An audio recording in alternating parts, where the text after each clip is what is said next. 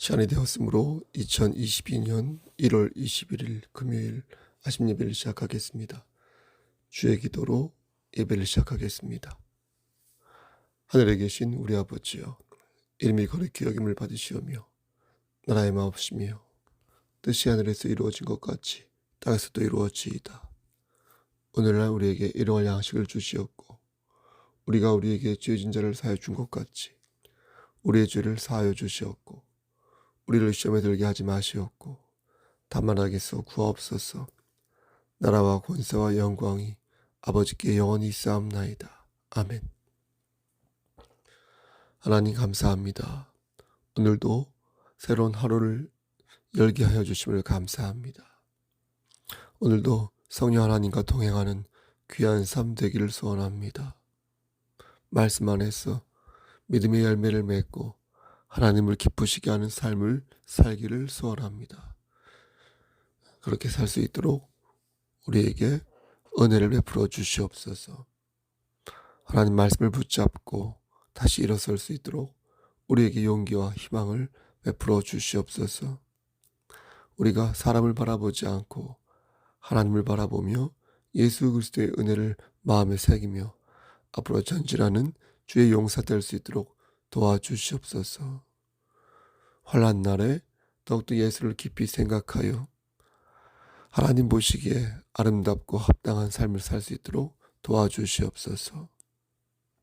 심신이 연약한 우리 형제와 자매들 찾아가 주셔서 그들을 다시 일으켜 세워주시고 그들의 질병을 치료하여 주시고 그들이 다시 말씀을 붙잡고 일어설 수 있도록 늘 눈동자처럼 지켜보아여 주시옵소서. 모든 말씀 예수 그리스도인 받들어 감사하며 기도드렸사옵나이다. 아멘. 하나님 말씀 사사기 16장 15절에서 22절 말씀입니다. 사사기 16장 15절에서 22절입니다. 구약성경 제 성경으로 390쪽입니다. 15절 들릴라가 삼손에게 이르되 당신의 마음이 내게 있지 아니하면서 당신이 어찌 나를 사랑한다 하느니 당신이 이로써 3번이나 나를 희롱하고 당신의 큰 힘이 무엇으로 말미암아 생기는지를 내게 말하지 아니하였도다 하며 날마다 그 말로 그를 재촉하여 조르매 삼손의 마음이 번뇌하여 죽을 지경이라.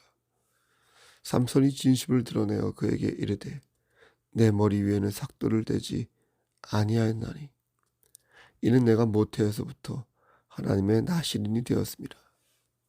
만일 내 머리가 밀리면 내 힘이 내게서 떠나고 나는 약해져서 다른 사람과 같으리라 하니라. 들릴라가 삼손이 진심을 다 알려주므로 사람을 보내어 블레셋 사람들의 방백들을 불러 이르되 삼손이 내게 진심을 알려주었으니 이제 한 번만 올라오라 하니 블레셋 방백들이 손에 은을 가지고 그 여인에게로 올라오니라. 들릴라가 삼손에게 자기 무릎을 베고 자게 하고 사람을 불러 그의 머리털 7가닥을 밀고 괴롭게 하여 본즉 그의 힘이 없어졌더라. 들릴라가 이르되 삼손이여 블레셋 사람이 당신에게 들이닥쳤느니라 하니 삼손이 잠을 깨며 이르기를 내가 전과 같이 나가서 몸을 떨치리라 하였으나 여호와께서 이미 자기를 떠나신 줄을 깨닫지 못하였더라. 블레셋 사람들이 그를 붙잡아 그의 눈을 빼고 끌고 가사에 내려가 놋줄로 매고 그에게 옥에서 맷돌을 돌리게 하였더라. 22절 그의 머리털이 밀린 후에 다시 자라기 시작하니라. 아멘. 하나님 이 말씀을 들어 사용하여 주시옵소서. 예수 그리스도 이름 받들어 감사하며 기도드렸사옵나이다. 아멘. 아무리 좋게 보려 해도 삼손은 존경할 만한 인물이 아닙니다. 믿음의 조상 아브라함처럼 믿음이 있었던 것도 아니고 요셉처럼 경건한 꿈을 가지고 있었던 것도 아닙니다. 솔로몬처럼 한때 지혜가 있었던 것도 아니고 다윗처럼 용맹하거나 슬기로움이 있었던 것도 아닙니다. 그냥 힘만 셌고 생각이 단순한 사람이었습니다. 하지만 그는 사사였습니다. 사사란 백성들을 신앙적으로 교훈하는 영적 지도자를 가리킵니다. 당시 이스라엘은 총체적인 난국에 빠져 있었습니다. 모세가 죽고 나서 여호수아가 바통을 이었는데 가나안을 정복하고 나서 여호수아마저 죽자 이스라엘은 점점 수렁 속에 빠지고 말았습니다. 자신들이 정복한 가나안의 문화에 젖어들면서 지독하게 우상을 섬기기 시작했고 쾌락을 요치며 방탕한 삶을 살았습니다. 얼마 전 미국 시민 중 하나님의 존재를 믿는 사람들이 67%에 불과하다는 기사를 읽었습니다. 이것은 역대 미국의 크리스찬 비율 중 가장 낮은 비율이라고 하는데 미국뿐 아니라 프랑스도 그렇고 기독교 국가였던 선진국들이 많은 선진국이 이제는 더 이상 기독교 국가라고 말할 수 없을 정도라고 합니다. 하나님의 존재를 믿는다고 말하는 사람들이 67%라는 것이지 그들이 온전히 주의를 성수하면서 하나님을 믿는 것인지 묻는다면 아마도 더 낮은 수치가 나올 것입니다. 우리나라 역시 마찬가지입니다. 기독교인 1000만 명 시대는 지나간 지 오래이고요. 지금 800만 명, 아니 실질적으로 700만 명도 안 될 것이라는 견해가 지배적입니다. 더욱이 코로나로 인하여 교회에 출석하는 숫자가 상당히 줄었고 마음으로만 하나님을 믿고 생활 속에서는 그것을 보여주지 않는 소위 감추어진 기독교인들이 점점 늘어나고 있다고 합니다. 기독교인이 줄어든다는 것은 우리 사회에 기독교가 미치는 영향력이 줄어든다는 것이고 결국 이 말은 우리나라가 복음 이외의 것을 너무나 많은 것들을 추구한다는 것이기에 그 전철이 이스라엘과 다를 게 없이 보이는 것입니다. 다를 게 없어 보이는 것입니다. 사사는 이스라엘이 총체적으로 흔들리고 있을 때 백성들을 신앙적으로 잘 가르치라고 하나님께서 보낸 사람입니다. 그 시작이 온네일이었고 그 끝이 여러분이 잘 아는 사무엘이 되겠습니다. 중간에 여러 명의 사사가 있었는데 재미있는 것은 이 사사들이 스타일이 각각 달라서 엘리는 제사장의 모습이었고 사무엘은 선지자의 모습이었으며 기드온이나 오늘 본문에 나오는 삼손은 용사의 모습을 띠고 있었다는 것입니다. 이렇게 사사는 각기 여러 모양으로 주신 은사 안에서 실력을 발휘하였는데 처음에 말씀드린 것처럼 삼손은 아무리 봐도 존경할 만한 구석이 보이지 않는 것입니다. 그냥 힘만 세고 지극히 가볍고 단순하여서 타의 모범을 보이는 것은 한 군데도 없어 보이는 것입니다. 그럼에도 불구하고 하나님께서는 삼손을 사사로 정하셨습니다. 그는 나실인으로서 성스럽게 구별된 사람이었습니다. 원래 나실인은 자기가 서원하여 결정하는 것입니다. 그런데 모세 시대 이후부터 자발적인 서원 외에 부모가 그것을 결정하는 일들이 생기게 됩니다. 하나님께서 부모에게 자식을 나실인으로 바치라고 지시하기도 하고 사무엘상 1장 11절 말씀을 보면 부모 자신이 자식을 나실인으로 바치기도 합니다. 어쨌든 나실인들은 여러 면에서 규제가 많았습니다. 민수기 6장 3절 말씀을 보면 나실인들은 독주를 마셔서는 안 되었고요. 같은 장 5절 말씀을 보면 머리를 자르거나 시체를 가까이에서도 안 되었습니다. 이렇게 정결한 삶을 살아야 하는 사람이 바로 나실인이었습니다. 성경에 나오는 나실인으로서는 삼손 외에도 사무엘이 있었고요. 레갑 족속이 있었고요. 세례 요한이나 사도 바울도 나실인이었습니다. 이 나실인들은 하나님 앞에서 자신을 온전하게 드려야 했는데 삼손은 그렇지 않았다는 것입니다. 그러니까 머리만 깎았지 다른 것들은 다 하고 다녔다는 겁니다. 그럼 왜 머리는 깎지 않았을까? 그야 머리에서 자신의 힘이 나오는 것이라 믿었기 때문에 머리를 깎지 않은 것입니다. 그러니까 보세요. 자신에게 주어진 특혜는 다 누리고 충분히 누리고 자신이 감당해야 할 책임은 어때요? 외면했던 사람이 철저하게 외면했던 사람이 바로 삼손이었다는 것입니다. 삼손이 머리를 깎지 않은 더 큰 이유는 자신이 온갖 나쁜 짓을 하고 다녀도 마지막 보루라 할 수 있는 이것만큼은 버려서는 안 된다고 합리적인 생각을 내린 것입니다.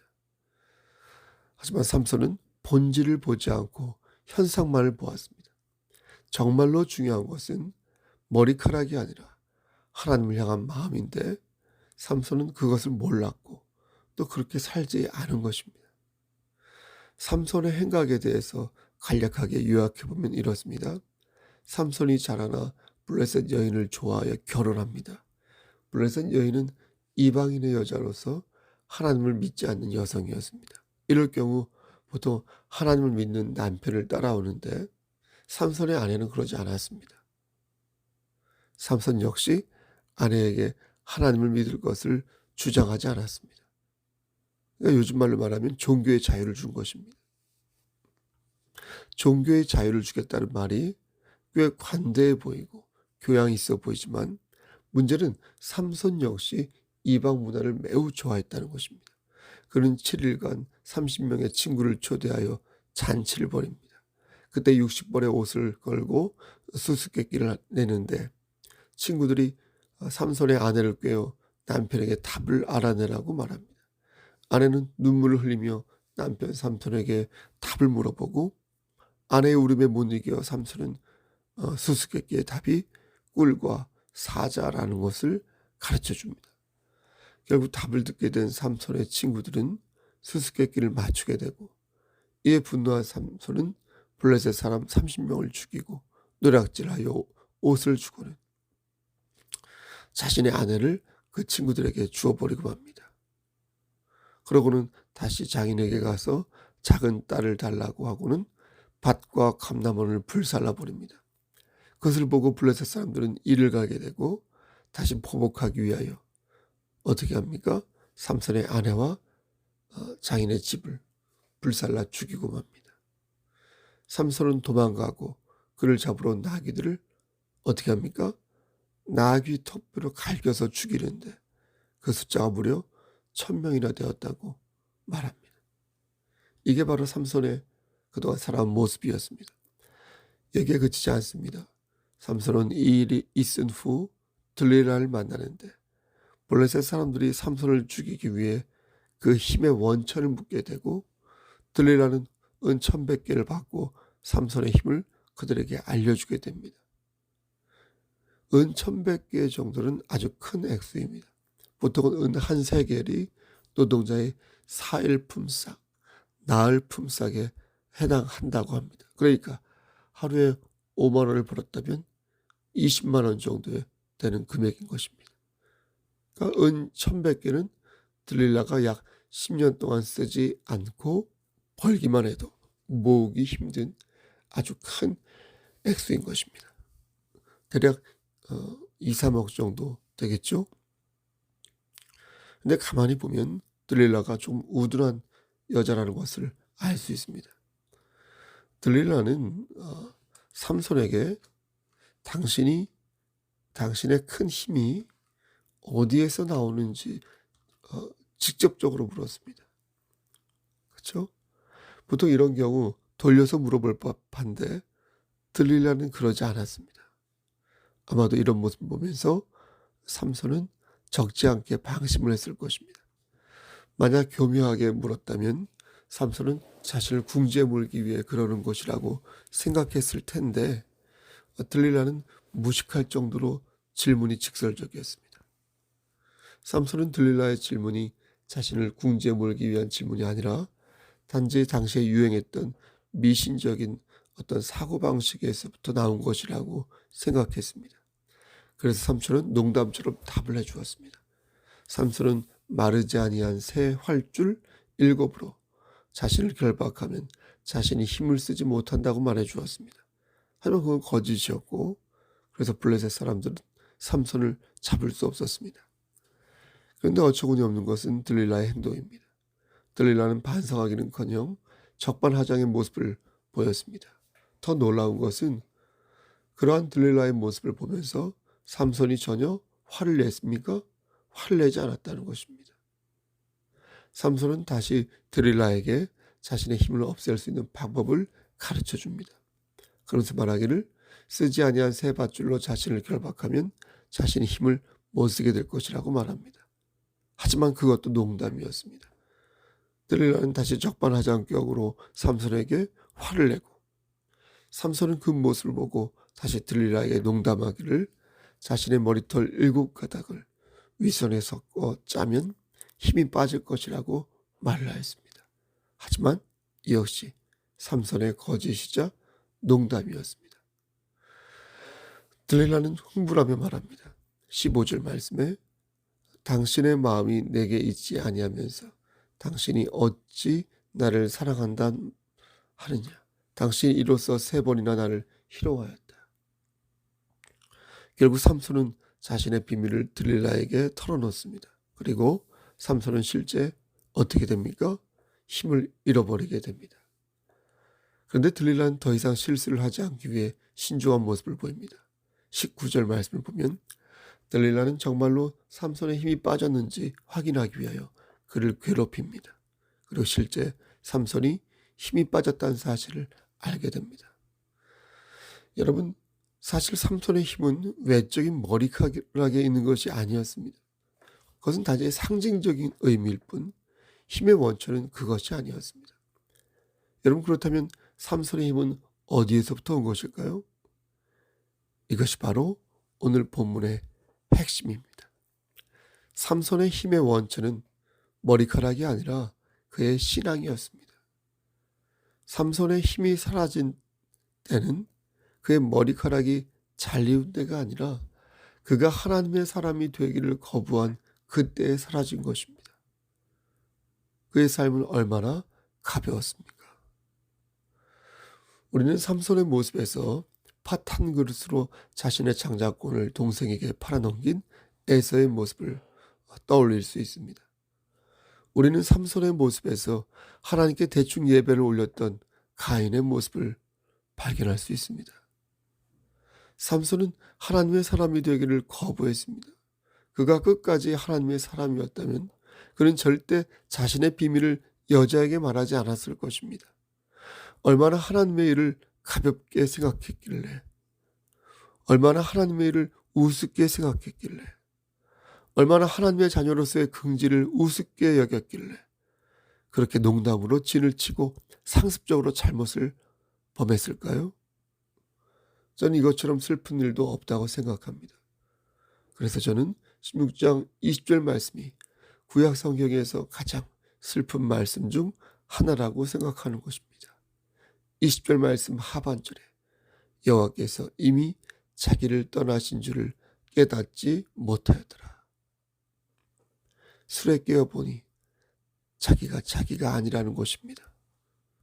하나님의 일을 하나님의 일처럼 생각하지 아니하고 자신에게 맡겨진 사명을 개차반처럼 생각하고 그러고 나니 더 이상 자신이 하나님의 자녀가 아니게 되었다는 것입니다. 근데 그걸 몰랐다는 거예요. 사랑하는 우리 송석교회 성도 여러분, 가까이 있든 멀리 있든 여러분은 삼손의 이러한 심경을 잘 분석해야 할 것입니다. 우리도 이러한 심경을 경험해 본 적이 많이 있지 않습니까? 일어나 보니 하나님께서 나를 버리시고 그런데 나는 그것을 깨닫지도 못하는 그런 어처구니 없는 일을 여러분 혹시 경험해 본 적이 없으십니까? 우리의 피 속에는, 우리의 혈액 속에는 삼손의 피가 흐릅니다. 삼손의 정욕과 삼손의 신중하지 못한 행동이 저와 여러분에게도 있습니다. 그러므로 우리는 어떻게 해야 되겠습니까? 깨어 기도해야 할 것입니다. 삼손의 전철을 밟아서는 아니 될 것입니다. 저는 여러분들에게 권면합니다. 하나님의 사람이 마귀의 자녀처럼 살면 아니 되겠습니다. 우리는 하나님의 자녀입니다. 하나님의 자녀는 넘어지고 쓰러지더라도 다시 하나님 말씀을 붙잡고 일어설 줄 압니다.